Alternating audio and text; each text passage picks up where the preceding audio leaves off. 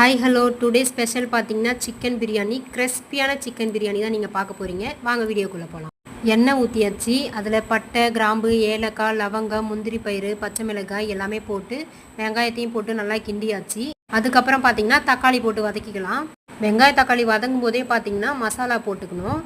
உப்பு, மஞ்சத்தூள், மிளகுத்தூள், மிளகாய்த்தூள், கரம் மசாலா, சிக்கன் மசாலா, பிரியாணி மசாலாலாம் போட்டு கிண்டி விட்டுக்கலாம். அதுக்கப்புறம் சிக்கன் போட்டு நல்லா கிண்டி விட்டுட்டு ஒரு பக்கம் அரிசி ஊற வச்சுருந்தேன். அடுத்து சிக்கன் கிரேவிக்காக சிக்கனும் தனியாக எடுத்து வச்சாச்சு.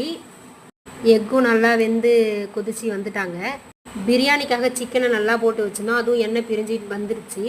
நாங்கள் 2 டம்ளர் அரிசி போடுறதுனால அதுக்கு 3 டம்ளர் தண்ணி ஊற்றிக்கிட்டோம், 1.5 டம்ளர் கணக்கில்.